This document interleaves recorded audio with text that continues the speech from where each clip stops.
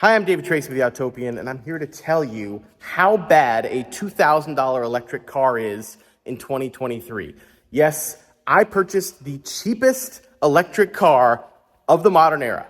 Now, it's cheap because it has a bad battery, and you may recall that earlier this year I bought this 2014 BMW i3 with a bad battery. I spent $10,500 on that, which seemed like a lot to risk on something with a bad battery, but California requires automakers to warranty partial zero emissions vehicles for 10 years, 150,000 miles. So I have a new battery in there, full 22 kilowatt hours. That means 85 miles of range in the city or 70 on the highway, plus, of course, another 70 from the gas range extender. So I got a new battery in it. It was worth $10,500, but this next vehicle, yeah, I spent less than 20% as much on. It is the cheapest EV that you can buy from the modern era, and it is cheap because the batteries are garbage. There it is, the 2011 Nissan Leaf, equipped with an air-cooled battery pack that degrades insanely quickly. This one has about 30% battery capacity left. So that's about 25 miles of city range or 15 highway. Now, I'm here to figure out how bad is a $2,000 electric car today, and is a vehicle with this little range useful at all, or is it just a paperweight? The first test is going on right now. I'm headed to my friend's house in Santa Monica from Studio City. Normally, I would take the 101 over and the 405 down, but I can't do that because that's 17 miles, and there's another route through Beverly Hills that's 13 miles. It's going to cost me about 15 extra minutes. But I can't take the risk. I don't even know if this is going to go 13 miles. So let's find out. Okay, let me just show you the overall shape. It is actually quite nice. Nice black paint. It is in excellent shape, except there is a ding in the fender.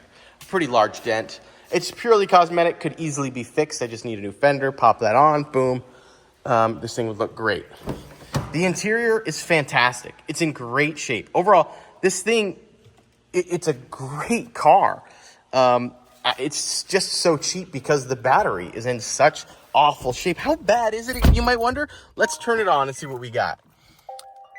Okay, so we've got 32 miles of range, 5 bars. That's an indicator of battery health. It's not good. Let's put it into eco mode. Okay, 36 miles of range. Do I believe that? I don't believe that for 1 second. But let's take it up that hill to Santa Monica. I'm concerned about the hill. We'll see what happens. Okay, I'm driving with the windows down because I cannot afford to spend energy on AC. The ride quality on this thing, I gotta say, is way better than it is on the i3. It rides really well.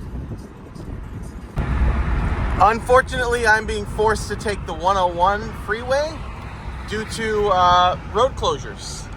And as we all know, electric vehicles hate freeways. Drag goes up with the square of speed. And we've already gone from 36 miles to 29 miles. That's a 7-mile drop. And I've driven 1.5 miles. How the hell am I going to get to Santa Monica? This is not going to work out.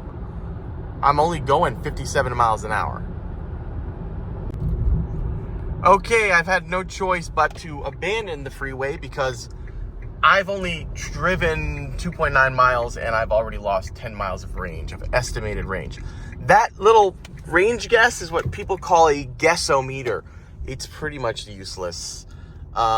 This thing, according to my calculations, is going to only get about 15 miles of...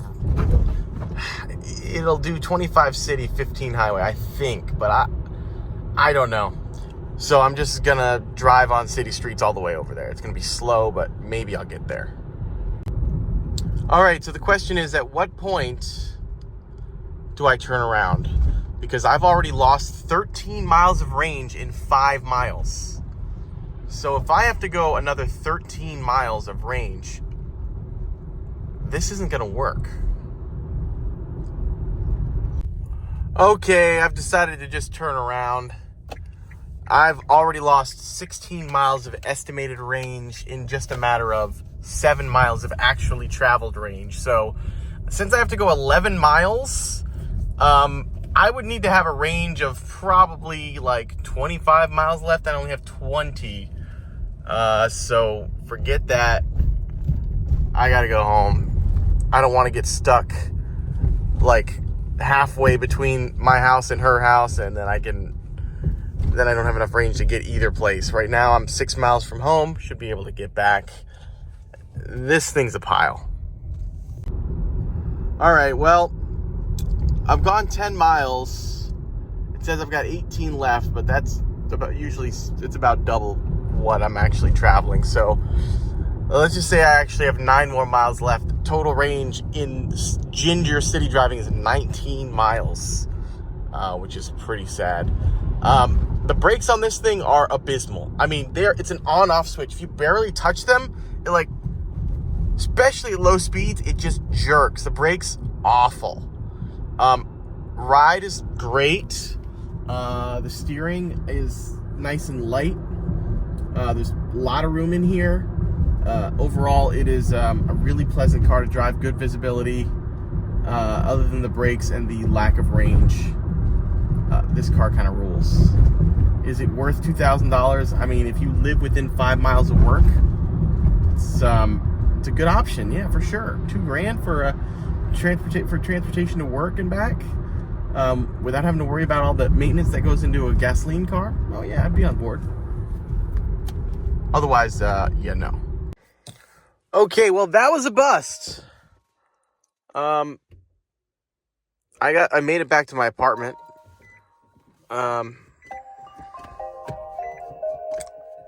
Only 15 miles of range left, and I went, how far did I go? 12.5 miles. So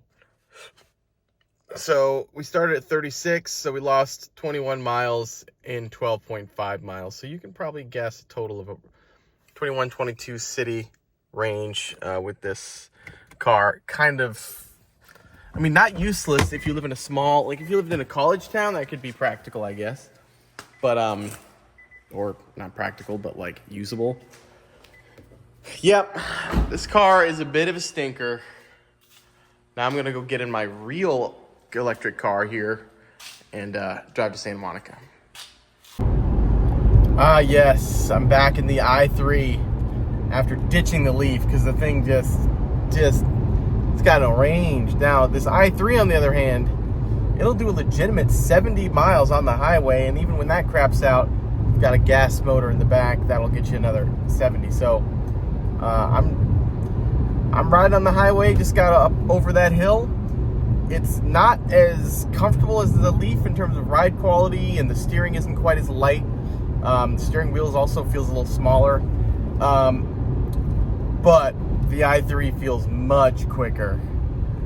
Whether you're in eco mode or whatever, the i3, you hit the accelerator pedal and it just shoots, whereas the Leaf just doesn't quite have it. So, all right, the i3 is an incredible machine. I think it's the ultimate vehicle for people who live in cities or suburbs. But the Nissan Leaf might be a paperweight. We'll see. I gotta do some more testing.